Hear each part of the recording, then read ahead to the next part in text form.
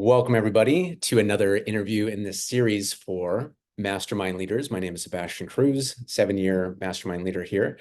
And today, been really looking forward to this interview that we have for you today. It's about selling from stage, specifically for Mastermind Leaders with Alex Moscow, who has helped his clients sell from stage over $75 million worth of coaching programs and masterminds. So before we get into the framework for today, first, welcome aboard, Alex. How are you doing today? Doing great. Happy to be here. There's a full circle moment on this interview. So stoked to be here. Happy to dive in. Absolutely. So I typically start off by asking your story, but you mentioned full circle moment. So Alex's mastermind and his method has played a special role in my own journey. So once upon a time, I got the vision, the calling for my own mastermind group. And at that time, I was delivering sessions to people. I was doing certain events. People loved them. So I thought, hey, I got my mission. People are liking it. Let's build a sustainable business out of this. I thought, why wouldn't it be easy? It's my mission, right? It's my calling. Wrong. It was wrong. It was because I was missing the communication. I had the value, I had the person, but the ability to communicate the journey that the person would go on me with me wasn't there. So I remember I did an event and it was live in person and people loved it. I got great feedback and I thought at the time, I'm just going to do this tiny little offer. I was selling from stage at the time. I didn't see it as a stage, but it was 15 people there. And I remember one of the people there told me in front of the group, he said, you know what? He said, I've invested nearly $1 million in my personal education and training. And he said, this night that you led, Sebastian, is at the top of the list. So I heard that and everybody else heard that. And I thought, hey, I'm going to just do this tiny little offer. Thankfully, I had passive income from my online business. So I didn't really need to do it. So I was like, $420. Let's just do this. And nobody took it at the time. Nobody took it. I was so embarrassed. I was so shocked. I was so just like my ears were ringing. And after the event too, people came up to me. Thank you for the event. I got all these notes. Thank you. Thank you. And I'm kind of waiting for somebody to say, hey, I want to join in. They're like, oh, I got to see you. I'm gone. And so I'm telling a long story here because this is so impactful, I feel, for people who feel like they have their message, but they don't have communication. So I hit up Alex and I was like, yo, I know I need some support here. And so I joined your mastermind at the time. That was 2016.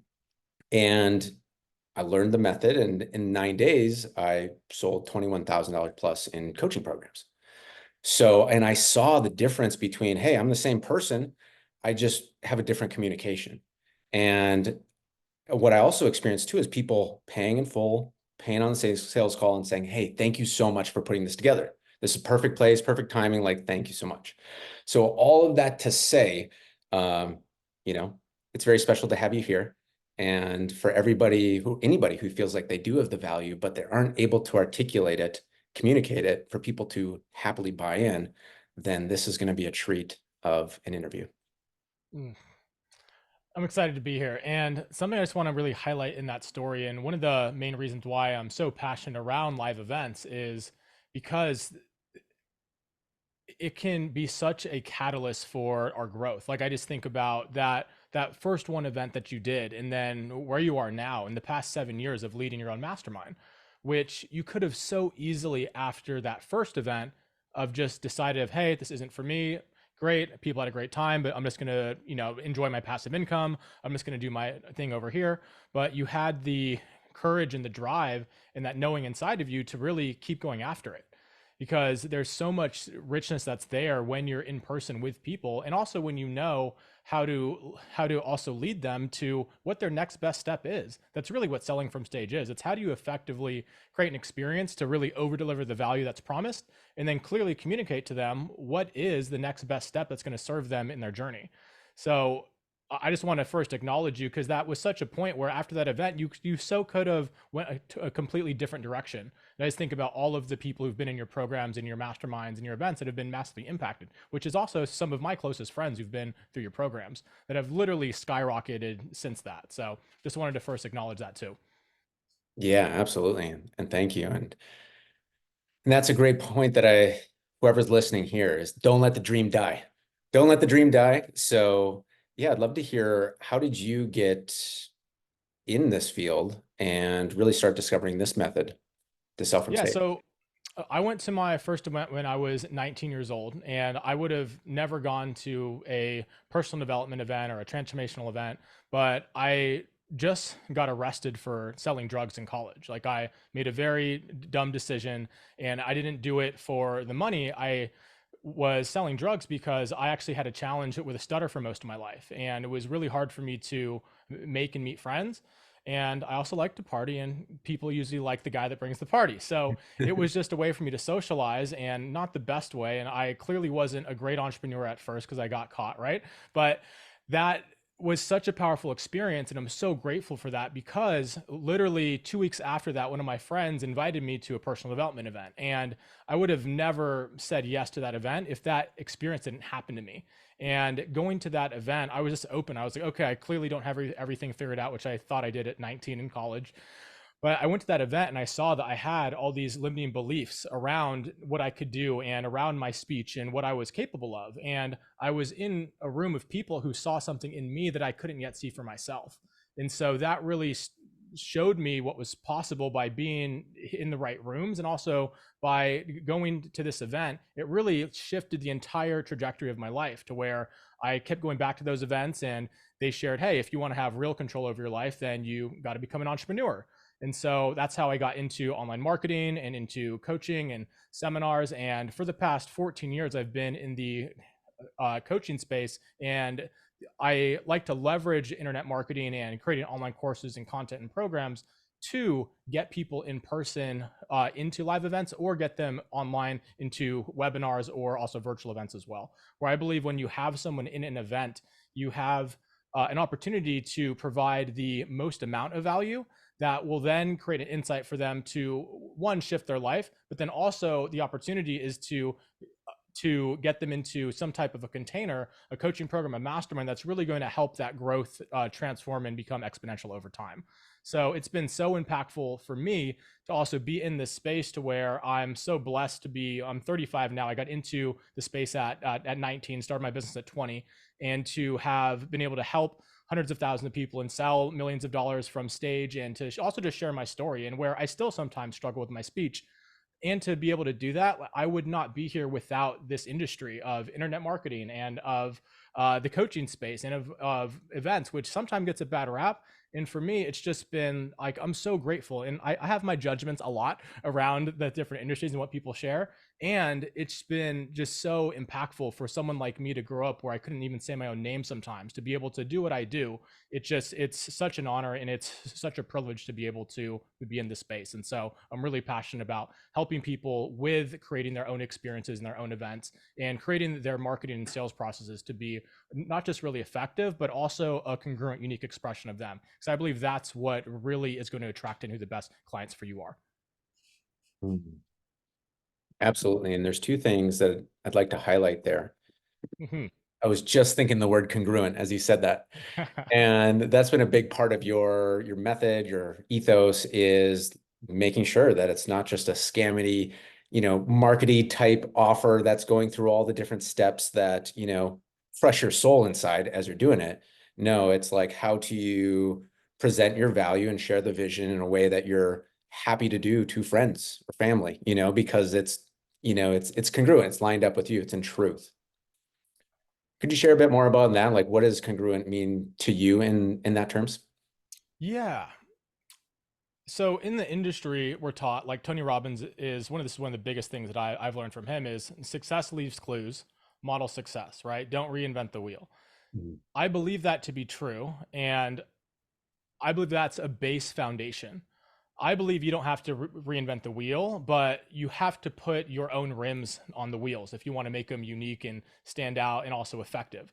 So the congruence piece in my brand of my coaching company, Congruent Coach, was really birthed upon being able to take these marketing strategies that have worked for until the beginning of marketing. It's all psychology. Marketing and sales is just human psychology, but to do it in a way where you're not just a talking parrot from the last business coach that you've hired, or the person that you follow online that's in your industry that you just kind of model what they do, but to really look at it in a way to where how can you take what's working, but to really say it in your own way, and also trust yourself enough in your work and your craft to be able to share a message that you're fully congruent with.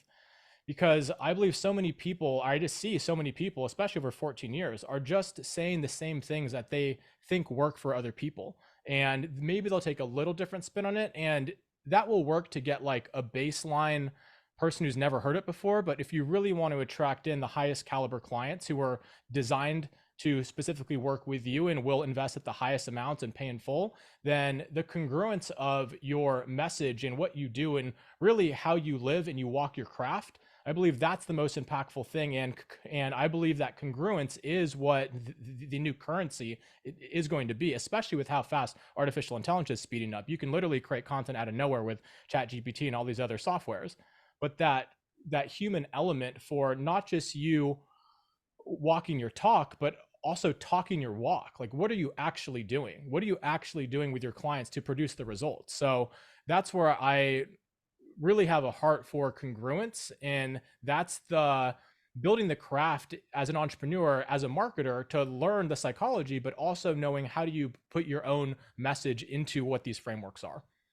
Hmm, absolutely.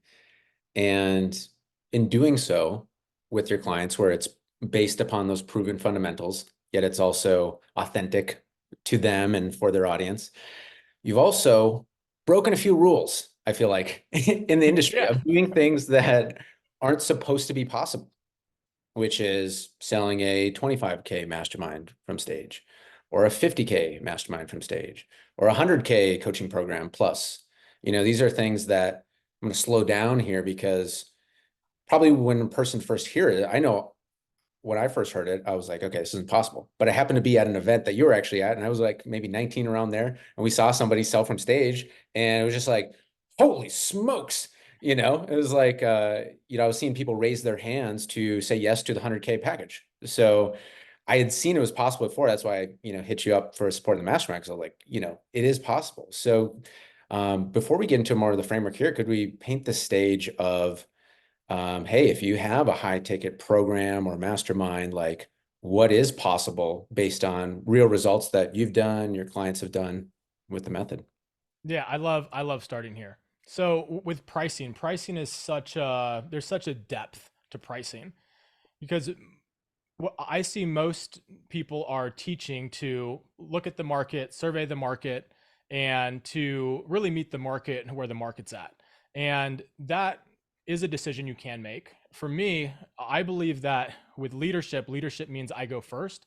And especially now with where we're at in the world, I think leadership is needed more than ever before. And rather than coming down to meet the market, I suggest that you inspire and lead the market to step up into a bigger vision, into bigger level programs. Because with the pricing of it, it's with money's just energy. And so with a bigger investment, there's more energy invested in getting the outcome. Do you need low ticket stuff and to get them in and to sell a lower end thing first? Of course you could do that. And I'm talking about for your highest level, best programs, for your best work, you deserve to be highly paid for that. And so what I like to start out with a lot of my clients is the $100,000 client exercise, or if you're already selling at that, the $1 million client exercise. So it's, if someone were to write you a check right now for $100,000, what would you deliver for them? Like if they just wrote you the check, say, hey, I want you to help me for the year, and they just gave it to you, just figure it out and help me with X problem, help me with my health, my relationships, my business, my marketing, what would you do? Because that question unlocks the possibility. It gets out of the, well, what's everyone else doing? And well, this person does it and they sell this. No, like if someone were to really write you the check right now, what would you actually deliver to make sure that they're getting that much value? And usually there's a new level of creativity that's unlocked. And I'll just share a quick example is, so one of my clients was in the health and fitness space and was selling coaching programs for 3 to 5 grand. And I gave him this exercise. And so we created the offer, and it wasn't 100 grand, it was 65. And for his same methodology of who he's helped people for 10 years to transform their body physically, he took that, and rather than delivering it or excuse me, in addition to delivering it over the 6 months, he starts off by flying to their house and going inside of their house and looking at their fridge and throwing away all their shitty food and taking them to Whole Foods and teaching them how to shop and how to read labels and ingredients for food, and then takes them through a workout, takes them through a meditation, takes them to go do cold exposure with a cold plunge or cryo. And so it's the full immersive experience. And so he was able to take what he's done for 10 years and to package it and position it in a way to the right person who paid 65 grand for the same thing that he's been doing, selling it for 3 to 5 grand. Just the level of access and the depth and the immersion of what he was selling was different. So when it comes to your packaging and when it comes to your pricing, I really invite you to stretch, and also would you be so excited to get paid for? Because when you get that first 25, 50, $100,000 wire, there's something that just happens. Like, I don't know what the science is of it, but there's an excitement of like, oh my goodness. And it could be scary too. Let's be clear on that. And it's like, I'm so excited to show up and give my everything to this client. So I'll start with that frame of when you're thinking about with your pricing, because if you were to double your pricing right now, you could literally double most over 14 years, most people can double their business by just doubling what they charge and only working with the most qualified people in their audience right now. Or they can try to figure out a fancy, complicated funnel and ads that's going to get, thousands of people into a low ticket thing that doesn't really work and takes years to figure out. And the first one, what it really takes is also courage. I share results don't take time, they take courage. So are you willing to stretch and to say, yes, I'm going from 10,000 to 20,000 or 5 to 10, and being willing to lead, to know that you're able to also deliver that much value. So I'll get off my soapbox there. I dig it. I dig it. And yeah, I feel like that's such a powerful way to look at it. Like you shared, how much, or I'm using my own words here, how much love, creativity, care can you pour into something when you're giving from an overflowing cup rather than kind of scraping the bottom of the barrel? Awesome. So say a person is really putting together that premium program and really looking at it through the lens of what can I do to just ensure maximum results for the clients as well as enjoyment too, for it. And say they start putting that together, then where do they go? Where do you recommend going next? Do they feel like there's a gap between, say, the people they've been talking to or presenting from stage? Yeah, from there. Totally. So the first things that usually comes up is, I don't know who's going to spend this kind of money. Like, all my clients right now are spending this, or I'm having objections when I'm charging 3 grand or 5 grand. How the heck am I supposed to sell it for, 3 times the amount? And so that all comes down to the who. So making sure that program, it's not for everyone. Like, it's for a small handful of people that you can work with and really support at the highest level. That usually looks like 3 to 5. Some people who love one-on-one work, maybe 10. And you want to get hyper specific in who it's for. So you also want to go for the person who's already 98% there, and that extra 2%, that needle mover, is exponentially valuable. So for me, I like to, for my clients, I like to suggest that they work with entrepreneurs. So whether they are doing, or they do have a business offer, or especially if it's a health offer or a transformational offer or a spiritual offer or a relationship offer, selling that to an entrepreneur who is doing 7 figures, for example, they're playing life at a bigger level. So their cost for their relationship and their family life not being in order is so much higher. And take the relationship example. If their marriage is on the brink of divorce, that's a tangible thing that's very, very expensive. So, and that's just an example to give of going to the who, where who's going to value it most, because it's different. And in the dating niche, for example, like selling a relationship package to the 7-figure entrepreneur whose marriage is on the rocks is very different than selling it to the college kid who wants to learn how to get more dates, right? Like, the perceived value is different, and the value is in the eye of the beholder. So you want to make sure when you're creating an ultra premium package that you're super clear on who it's for. And that takes a lot of the guesswork out of it. Fantastic.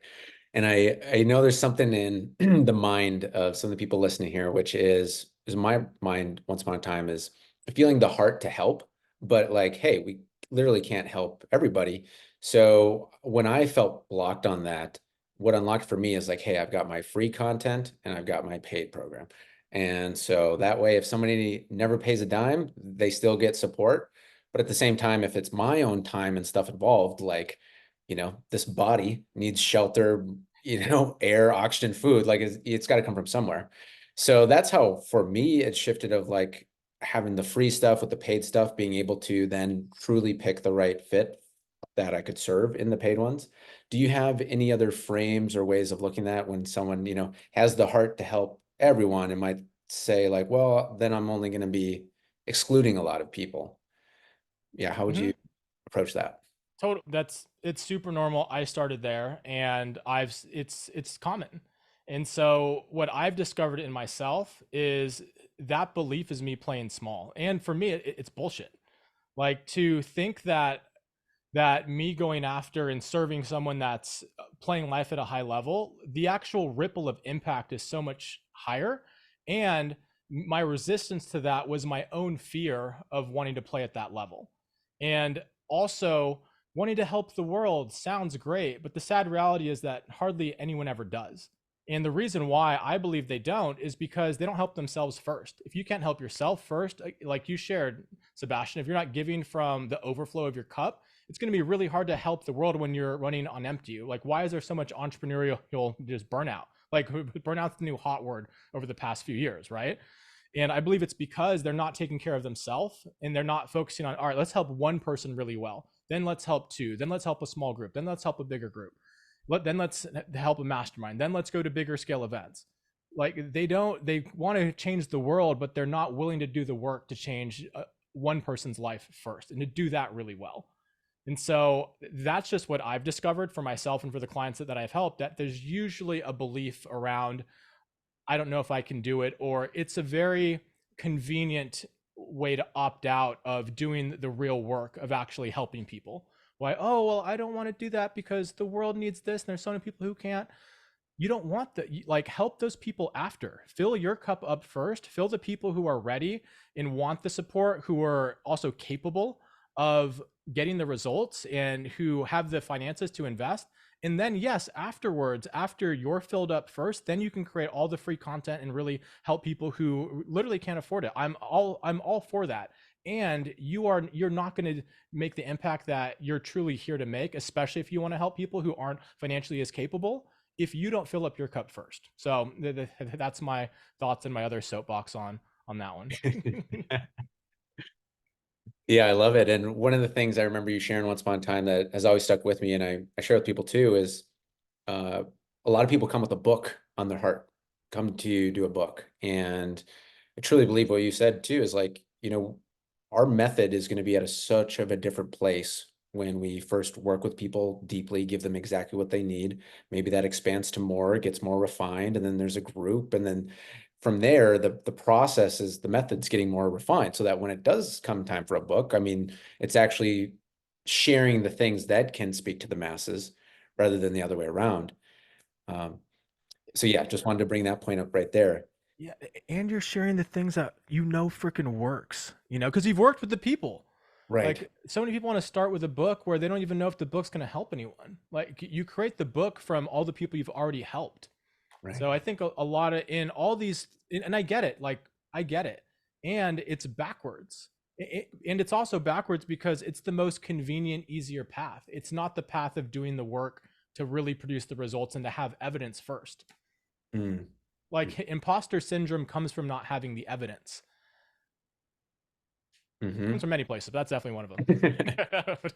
Yeah, Clarify getting the that. evidence, giving the reps, getting the case studies. Yeah. And you do that. I mean, I totally agree with what you shared with me once upon a time was, yeah, what's more likely to get results? A book for the first time or working one-on-one in a deep way where you're like, hey, I'm going to make sure that you get what you need. Mhm. Yeah, and like if you built a business, you've had an exit and you want to write a book, great. But that's usually not where people are at who especially want to launch a book first. It's usually a convenient distraction to not do what's really in their heart, which is usually looks like coaching people and leading them in a deep and powerful way. Because it's so much easier just to think that they're going to write the book versus to really be in connection with another person to help them change their life. Right, right.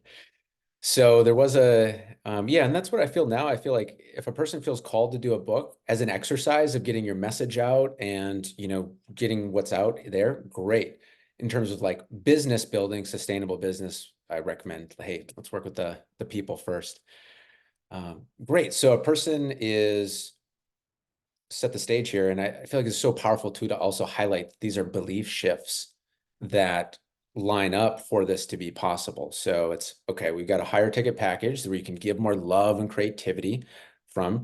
You get filled up enough where you can give the extra, care and attention to get those case studies and those results to build upon each other. And then in terms of, speaking that message, I know you shared that in your experience, there's like three mistakes that mastermind leaders or coaches make when selling from stage that kills their conversions and actually repels their highest caliber clients from saying yes. Should we go into that? I think we go into that. So with an event, whether it's a live event or it's a webinar or it's an online virtual event, it's a challenge, you're selling one to many. There's three big things that I want to highlight today. And the first one is it's just a baseline for it doesn't just apply to selling from stage. It applies to most of our business, and it definitely applies to selling from stage. And I'll start with what I see the big problem to be. And the big problem that I see is the actual art of mastering our craft, I think, has been left behind. And it's so sad that there's so many people who don't take pride in their craft, and they get their craft to a certain point that they can sell it. And then they're all focused on the sales and the marketing, or they're all focused on the sales and the marketing. And then that works. And I got to hire the team. I got to build the team. I've never built a team before. And they're focused on everything else except their craft. And building your craft takes repetition. It takes being in the arena and sharpening it and sharpening the sword. And when it comes to selling from stage, one of the biggest mistakes, the number one I want to start with, is I see most entrepreneurs and event and mastermind leaders don't practice enough.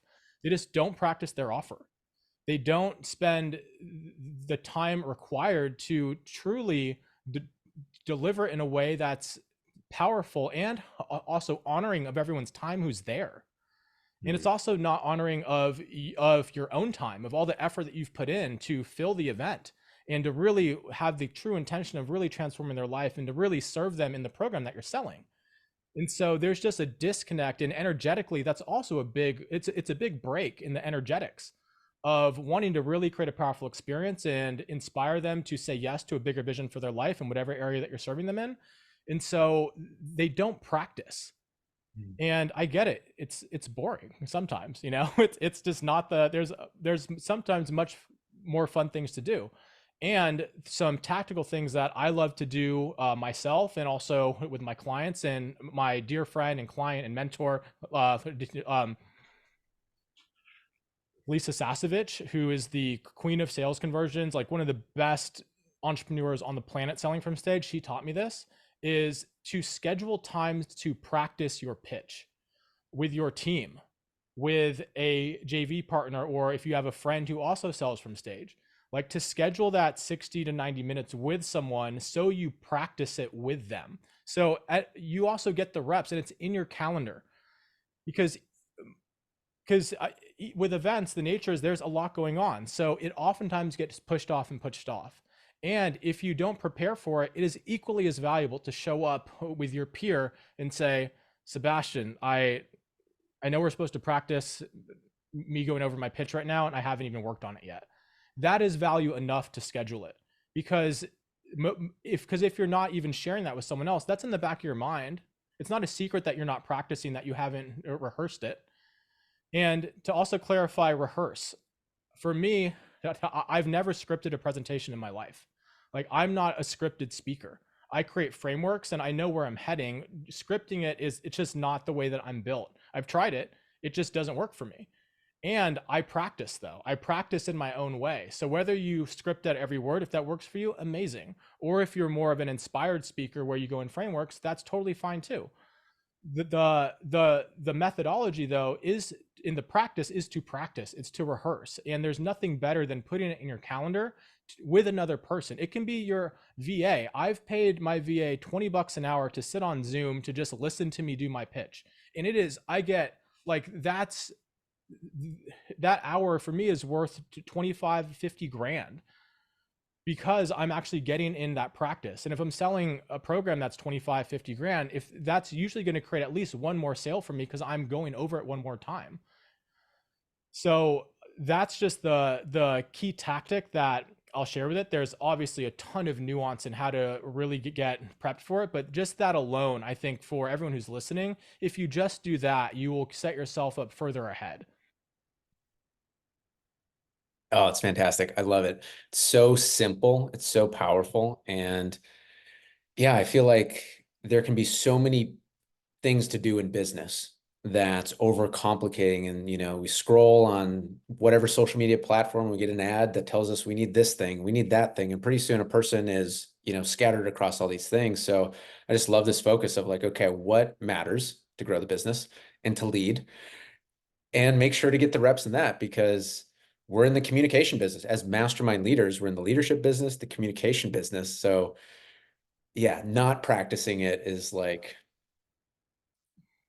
the Achilles heel. It's like the To be clear, I'm super guilty where like I've literally changed my whole pitch like 30 minutes before I'm going on stage. Mhm. And whether that is from my lack of preparation or it's from my attunement to the room in my knowingness that my offer that I originally thought isn't going to land and me changing it. So I've totally done it all different ways, and the repetition is so important, especially if you're just starting out or you're just getting into the game of selling one to many. It's so important to get the practice in, and to get the practice in with another person. I cannot tell you how impactful it's been for my clients, to where even if it's, again, just a VA who has zero context for what it's like to sell from stage, but just having another person there, it's, I cannot, if you take one thing away from this training, schedule the time in to rehearse with someone. Like, you really owe it to yourself, and you owe it to your audience too. Mm, awesome. And like you said too, if you just get one extra sale from that extra round of practice, what's that worth to you? Mm, yeah. Awesome. So that's mistake number one, not Hmm. practicing. Not practicing. Boom. Let's keep it Number rolling. number two is going to be that most people think that their pitch is what sells their program, and that couldn't be further from the truth. The moment someone comes into your event, whether it is live in person or it's virtual, the enrollment process is starting. People are hopping on and they're vetting everything, whether it's conscious or unconscious. They're making unconscious and conscious decisions to buy from the moment that it starts. So when someone sends me, or when someone reaches out to me, say, hey, they say, hey, Alex, I heard that you're the guy that helps sell seven figures from stage. Can I hire you to take a look at my 60-minute presentation that makes my mastermind offer? And I say, well, that's not how it works. And they're like, hey, well, I'll cut it down to where it's just the last half an hour, so you can just watch that. I was like, that's definitely not how it works. They're like, what do you mean? And I share, it's not just your pitch that is what's making the impact on your conversions. Yes, the mechanics and how you communicate it is very important, and it's your entire event that is pre-selling and pre-positioning and pre-handling the objections, which is going to really make the offer be as effective as possible. The type of content that you deliver, the types of exercises that you're sharing, the case studies and the stories of your clients that are backing up the points that are really all building up to what your offer, your program, your mastermind is really designed to do. All of that is what really impacts your conversions. Your 60-minute presentation or your 30 or 90, however long it is, yes, that is important. And yes, you need to spend time on that. And if you're not looking at everything else around it, you are missing the ball a lot. It's just like in a sales conversation where people just want to listen to the last half of the call with the objections, and they are looking for, okay, how did I not handle this objection right? I didn't say this right. It's like, no, for me to know why your objections don't work right, I need to look at the first half of your call, because the first half of the sales call is what sets up what objections are going to actually come up. And if you're not pre-handling them in a sales call, then you're definitely going to get them at the end of the call. So if you're like a concrete example is if you're gonna, I need to think about it. I need to, I need to do anything else besides buy right now. I need to go take more time. That means that you're not establishing why now on the sales call. You're not establishing why is it important for you to do this right now? What's at stake for you? Why is this important to you? Why is this meaningful? How does this impact your life? How long have you been trying to solve this for? What else have you tried? If you're not asking those questions on the first half of the sales call, the last half of the sales call is going to be really challenging. It's the same thing when you're selling from stage. If you're not extracting their vision and you're not establishing the value and you're not establishing what the costs and the problems and the pain points are, then when it comes time to make the offer and you're selling from stage, you're going to have a much harder time in getting your offer to actually convert if you're not looking at the entire webinar presentation or your entire virtual event or your entire 1, 2, or 3-day event. Mm. Yeah, let's dive in there. Yeah. So, cost of the problem staying in their life. Yeah, how do you speak to that in a way that's concise, congruent, and is a match for the audience? So this is where, when it comes to people who teach selling from stage and teach how to do profitable events, the way that I do it, my methodology is a little different because I've been in the transformation space for so long with working on myself, working on my speech and my stutter. And really the facilitation component is really important to me. And I find it to be most valuable where I've gone and I've invested in events where a part of events is to meet the incredible people there. And oftentimes there's no space for that because it's just keynote speaker after keynote speaker after keynote speaker, and there's no breaks. The lunches are cut short because speakers go over time, and the reason why people come to the event to meet the people isn't actually there. And so that piece for me has been prevalent for the past 10 years of going to really high level events. And so the facilitation of the event itself is really impactful, and it's also it also takes so much of the value, and it demonstrates it for the people who are there, especially if you're selling a mastermind. If you are not facilitating some type of process to extract the value of the people there, you are leaving a ton of money on the table. So being able to facilitate an exercise that extracts people's problems and their pain points, I find that to be a very impactful way to do it because they're sharing their pain points, their problems with other people like them who are at the event. And so by doing that, it also creates safety for them because there's other people like them who are sharing a similar problem. They also may not have been able to share this with anyone else in their life, but they have a safe place to share it there, which also then, one, is incredibly valuable, but two, if you're selling a mastermind, you can say in your offer, hey, do you have anywhere else in your life where you can share these things that are actually real and coming up for you? If you're in a leadership position and everyone's looking up to you, do you have anywhere else that you can go to be able to share these types of problems and get this type of support? So again, that's building back on what I just shared, right? Like the entire event is what's building the value of what the offer is. So when it comes to the pain points, I personally like to facilitate that in. So that can be in a group, and I've been through, I can't even count how many facilitator trainings. So if you haven't done that, an easier, simple way, a tactical way is just to have them journal, to take time and space for them to actually reflect. That's also so many, especially marketers, and I love marketers, but marketers aren't facilitators. And I think that if they invested a fraction of what they do in their marketing training into facilitation training, their events and their offers would convert on a much higher level because you want the content to actually land. You want them to actually take in what they're learning and to process it and to journal it out.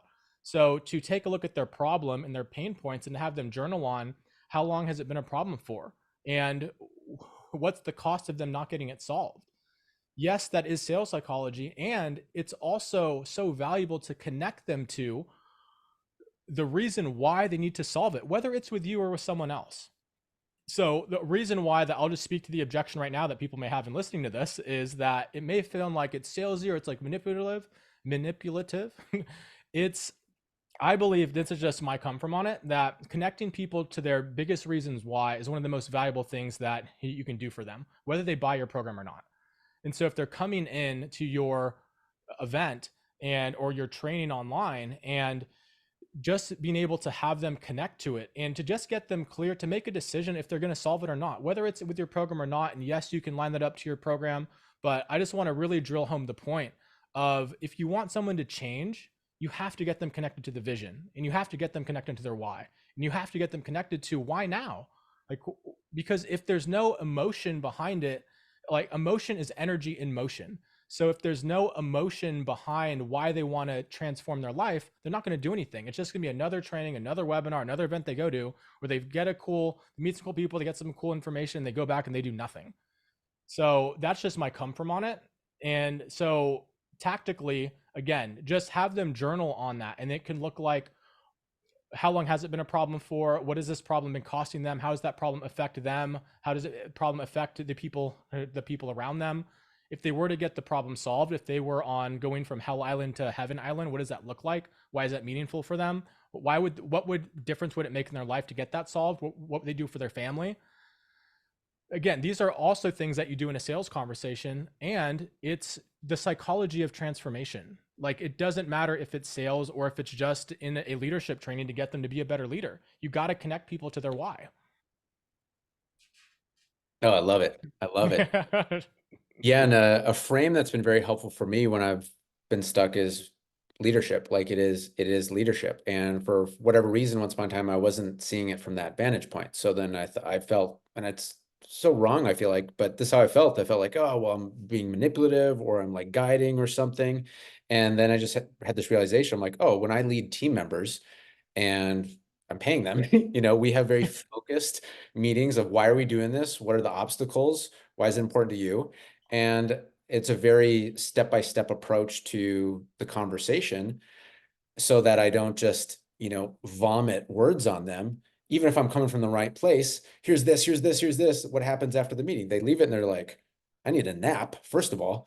Second of all, I don't even know what we're doing, so maybe just kind of type away at some stuff, but nothing gets done. So that was a life-changing reframe for me, is that this is leadership, and everybody who's listening, mission-driven mastermind leader. So you're on a mission, it's a cause, it's a vision, and you can't do it alone. You need the people in the mastermind to do it together. And there's no guarantees. It's either mission success or mission failure. And so it takes leadership and it takes guidance through these conversations. So I want to voice that because it's so powerful for me, and it's a constant reminder. And so these questions that I'm looking down in my notes that I took, it's helping people get clear, get focused, get fueled, so that mission success can happen. Mm-hmm. Hmm. Do you have any other distinctions when it comes to leadership in these conversations? I'll take it from a sales angle, because I just know that that's going to be what the biggest objection is on this. Yeah. Our relationship to sales is, it's one of the most critical relationships to build within ourselves as an entrepreneur and as a leader, because it's really, sales is enrollment into a bigger vision for someone. So if you have something that is life changing for them, for the people who you serve, I believe you have a moral and ethical responsibility to sell them your service or your program or your mastermind. And if you're not connected to that on a daily basis, all sorts of sales resistance will come up. You'll let people off the hook. You won't say the uncomfortable thing that needs to be said, that may piss them off and will change their life. And you hold back. And if someone's on a sales call with you, if they're coming to your event, your webinar, they already raised their hand that they need support. And for you not to share that, it's such a disservice. Like, it is such a disservice, because what you really want to share, and being bold and really leading and speaking to their problem and speaking to where their path of playing small is going to lead them to. That's why people buy leadership. And if your certainty in your leadership is not there on a daily basis, and if you don't have a practice around it, then your results will vary.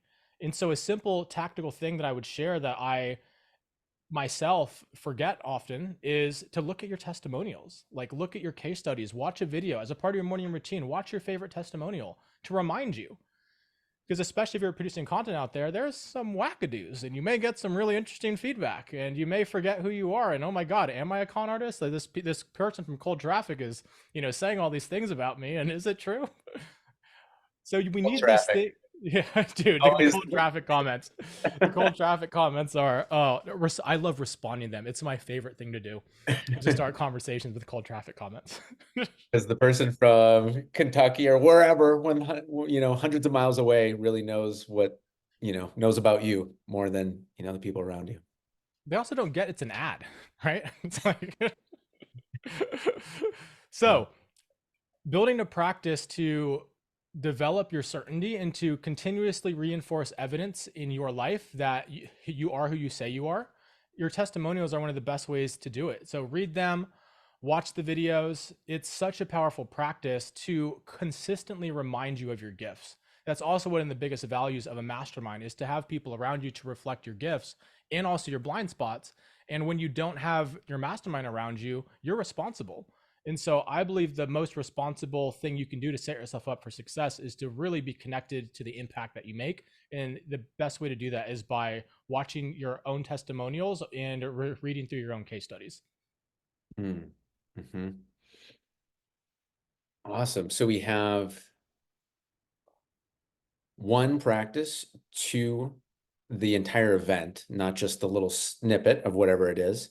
Also, I really want to highlight too, it's such a great fit for mastermind leaders is having breakout rooms or breakout tables, depending on online or offline, to talk through those things, just like we do when we deliver. And I know that's one of your principles too, which is a coach is usually very comfortable leading, guiding the session, but can often be completely different in the sales conversation, and really it being one and the same. And if somebody's going to buy from you, they also want to see you lead that way and vice versa. Could you speak to that as well? Yeah, there's a weird thing that happens, especially with coaches, or like I'll just share it, especially with coaches. So inside, when someone buys in the program, they usually don't have a problem with calling them out, like pointing out their blind spots, calling them to a higher level. Yet when it comes to the sales call and there's a money exchange, it gets all weird. Like it gets weird, and they don't want to. They're walking on eggshells, and they're just being nice. And what I have found is they're more committed to being nice and being liked than they are to really serving them. And the uncomfortable conversation is what that person is looking for. That's why they've spent the time to be on a sales call with you or to come to your event. They're not coming to be told all of the nice things. They're coming to really hear that level of truth that will get them to make a decision to change their life. So being able to do that comes from, again, being connected to our mission, being connected to our certainty and to our leadership. By in our morning routines, we're looking at the impact that we make. By before we are hopping on a training or we're on a sales call, like before this, I was going through my own practice every time that I am leading something. Like I do my own practice of breath work and get myself in state, because I don't know how many people this is going to reach, and I'm just committed to sharing the one thing that helps the one person who watches this. Like, I don't care how many people see this. I'm spending my time to do this. And so I want to show up at my best. Excuse me. I'm committed to showing up at my best so that if it just helps one person make that shift that really changes everything for them, that I'm connected to that. So it's so easy to get caught up in our own just sphere of our own thoughts and our thought loops, and creating more content and pumping out things and learning chat GPT and getting so disconnected for the things that matter, of why we actually started the business in the first place and the impact that we're really here to make. And again, it's super easy to get distracted. I get distracted all the time. And having these practices to really take a stand for someone is one of the most beautiful things and one of the biggest gifts that you can give another person, whether it's one-on-one or it's through a webinar or an online training or a live event. Absolutely. And the third one, we've got two. Yeah. So the third one is going to be that I see when people sell from stage, they don't tailor the offer to the highest caliber person in the room. They don't tailor it to really speak to the high level person who would invest the 25, 50, $100,000 to work with them. And that usually comes from them trying to Frankenstein together what they saw at ClickFunnels work when they sold from stage and Tony Robbins, and they're trying to just take what everyone else is doing and just trying to model it. Or they've hired someone who sells, the 5-step formula to sell from stage, which is a baseline. But if you are trying to just parrot back and to regurgitate other people's information, your highest caliber clients are going to know that. They're going to feel that within you. That's the congruence piece. Like, they're going to feel that you're just taking this stuff from other people, whether it's conscious or unconscious. And so being able to have an offer that is tailored for the most capable person who is 98% there, the person you're also most probable of making the biggest impact with. Most don't do that. And they're surveying the market, they're trying to figure out what the market wants, and they're trying to put something in front of them of what's easy for them to say yes to. Which, if that's the way you choose to build your business, God bless your heart, go do that. It's just not what I've seen to be most effective. It's really calling people forth to choose themselves and to choose a bigger vision and to choose a bigger life and to choose showing up in a community through a mastermind. You want the people who want that. You don't want the people where you're just using these sales psychology manipulation things that do work, NLP, to get them to say yes a million times so that when you come to the offer, they're so used to saying yes. Like, shit's weird. It works, but it's weird. And if you do that, that's fine. That's your choice. I just found that your highest caliber people will see right through that. And that's killing your best clients. Your best potential clients will not buy if you're using those tactics. It's old. It's when you and I were going to events 10 plus years ago. Like that's, yes or yes, yes or yes. I mean, I was there. I was like, yes, yes, yes, me. Who wants to make more money? I was like, I want to make more money, and I'm buying all this shit. So it's innovation. Like, the world is craving innovation right now, and they're craving authenticity, and I don't love that word. And it's still accurate. Like, you truly walking your talk and talking your walk of showing and demonstrating how you're living your work and that what you've done for your clients, and being able to communicate that in a way and to speak to the person who you want. So not just speaking to the results in the case study, but speak to the psychology and the psychographics and the ways of being of how they showed up to create the result. Because you want to attract in the person who is going to get the result in your programs. And so that's a big miss that I see people make, because they're trying to model what everyone else is doing who sells a lot from stage, but they're not putting it through their own filter of their own congruence of how they would share it and how they would do it and the types of people that they want in their programs. Mm, nice. And I'm smiling here because when you said the yes or yes, there's a comedian. I don't know if you've heard of him, Tim Dillon. Yeah, He's really he's run with great. that. So like as he's podcasting or just riffing, he'll be, yes or yes, because that's obviously the joke, but I was just laughing there with that. Yeah, I feel like it's respect too. So like we're mastermind leaders, we're on a mission. So there's a level of respect of knowing that, hey, can't do this alone. It needs everybody, a circle of allies, a circle of equals who have different skills and expertises. And yes, there's a mastermind leader leading the way, yet it's not like the old school, top-down triangle where there's one mastermind leader and everybody else is lucky to be there. That's the old way. The new way is the circle, I believe, of the round table of allies.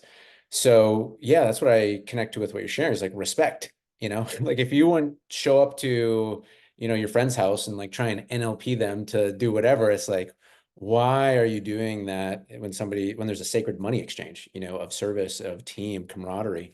So tailoring it to your allies, could we go deeper into that of like, yeah, how do you approach let's say a person has a good fit of, hey, here's the type of allied like in the mastermind group, because then we can actually solve the problems together.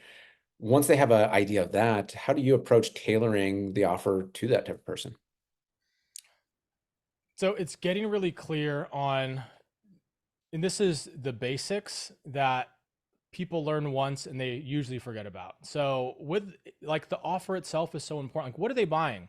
What problem are you solving? What outcomes are you creating for them?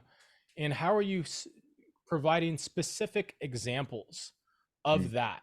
So for example, if I'm teaching someone how to create 7-figure events, In when I'm making the offer to them, I'm sharing of them that in my programs, I will walk you through how to take my frameworks and to customize it for yourself with your own stories, your own methodologies, and I will work and train you to be able to take what you already do, what you're a master at, and to put it into a framework and a structure to where your content effortlessly sets up what your offer is so that you can just focus on being you and following the framework of the value that you create inside of your programs, and that your offer becomes what the next best step is for them, right? So I'm painting the picture of what it would be like to work with me, and that's such a piece that people miss, where they're not sharing that, where in a mastermind specifically, it's also asking them questions of, hey, have you met incredible people here? Have you gotten value from what other people have shared? What would it look like if you had people like this in your life, of this similar mindset and of a similar vision for the next year? Do you have that right now? What would be possible with this? So it's providing those questions that are opening up their possibility and future pacing them of what would it be like to be able to work with you in your program. So for me, I have a mastermind of leaders of events and masterminds. So there, we're all masterminding on how are we selling tickets to our events? How are we making offers at our events? And I share, hey, would it be valuable for you to practice your offer in my mastermind? Would it be valuable for you to hear everyone else make their pitch and their offer? Would it be valuable for you to also help and to give feedback on everyone else's offer? What would that do for your offers at your events? Right? So I'm painting the picture of what it would be like for them to join. So the specificity in the examples. So for me, I don't know any other mastermind where we're specifically focused on filling events and selling from stage. And it's also not just me as the guru on the hill teaching my 5-step formula. It's no, we're doing the work. This is a training program. This is not just, yes, there is coaching and consulting and frameworks, and the program is training and real masterminding. So it's giving them the specific examples of what it would be like to join, also just so they're clear. Like, most offers fall flat and don't convert because people are confused at the end of the offer. Like, I don't know what I'm saying yes to. And to be clear, a lot of people buy and they don't know what they're saying yes to. So that still works if you hit other points, but the clarity piece is so important. And so many people are just not clear with the offers. They're not clear who it's for. They're not clear the problems they're solving. They're not clear the outcomes that they may achieve if they follow what's in the mastermind. Mm, mhm. Specific examples, specific examples. I feel like it's so powerful. Mm. And yeah, as we start bringing it home to wrapping this up for today, we've still got a few items here, but yeah, why don't you just share a bit right there? It's a nice segue into how people can go deeper with you, learning how to sell from stage. And as you shared in point number 2, because there was 3 points, don't practice. That's mistake number 1. Just look at a small snippet of the experience is number 2. And then number 3 is not tailoring the offer for the right who. So for that number 2, if somebody wants to really sell from stage, live events, your specialty, and they know that it's the whole event, not just the one piece, where can they go deeper with you with that? Easiest way is Facebook. Just find me on Facebook, facebook.com/Alex J Moscow. I'm sure it'll be in or around this video. And just follow me there. I share content on there. It will be focused on things around events, around leadership, and just follow me. Read my stuff, watch my videos, and if it resonates, you can always shoot me a direct message and we can have a conversation around it. Nice. So that link will definitely be below this video. And it's a really nice collaboration, I feel like, too, because my focus has become online masterminds, where a event can be a part of it if you want, but it's not part of the core package. So I think it's just a great camaraderie there of um, event space, online masterminds, boom, the full package. 100%. And to be very clear, for me, I don't work with anyone who isn't in person with their clients. So I think it's a great collaboration too, where I know a lot of people don't want to be. They have families, or they're just not in that season of life. So I think there's a great collaboration for us there too. Absolutely. Okay, so now I'd like to do a summary here because we've covered a lot of ground, and I'll share this and then I'd like to see what comes up for you on what you'd like to share. So Yeah, really this idea of selling from stage, having the courage to step up, literally step up, step out, and face the fire of all the different fears, resistance, blocks that can happen and probably will happen as we're staying up, and going into making sure that the message is congruent for the truth, the mission, the calling, the leadership, and how there's certain beliefs that need to be in place where, hey, if I'm going to make a difference, how about I make a difference in one person's life and three people or 10, rather than, the whole entire world and beyond. And so, and yeah, say if you want to get there, let's do the through line to get there, and how a higher ticket program allows us to pour in more love, creativity, support that really helps ensure the results for people so that the method can get better and better and better. And going into the three mistakes that you've seen over, well over a decade and beyond, that coaches make, mastermind leaders make when selling from stage, that kills their conversions and then repels their highest caliber clients, saying, yes, clients that are in the audience, they resonate with you, but the offer just doesn't connect. So you sharing those mistakes being not practicing, um, seeing just a snippet instead of the entire event, as well as not tailoring the offer and really asking the questions that help paint the picture as well as connect the person to why they're at that event in the first place. So I love this. I feel like this is, I know this is a training and interview you can go back to. I'm going to be coming back to, over and over again. So it just seeps into the subconscious. So all that being said, is there any, closing message or philosophy or anything that you'd like to share? And I'm buying a little time here so you can, think about it as I put you on the spot. Any, any message to bring it home for today? Mm. What I shared earlier, results don't take time, it takes courage. And so going after the thing that you actually want and being connected to the reasons why and to the cost of you not doing it, oftentimes we can double triple our business by just doing the uncomfortable thing, by just speaking on stages, by just making the mastermind offers, by just reaching out to the people. So that courageous piece is so important, and your courage will waver and it will be awesome, and you'll be so certain, and then you'll come back down, and then you'll be so certain things will rock, and then you'll get punched in the face. And Mike Tyson, everyone has a plan until they get punched in the face, right? So having your personal practice of continuing to find evidence of your craft, of your certainty with your client results, just such a powerful practice that's so easy to do and so easy not to do. So my encouragement to everyone who's watching this is to do the things that are going to set you up and to fill up your cup first so that you can make the biggest difference that you're here to make. Boom. Well, Boom. that is the interview that's been selling from stage for mastermind leaders with Alex Mosca. Thanks for being on here. Thanks for having me.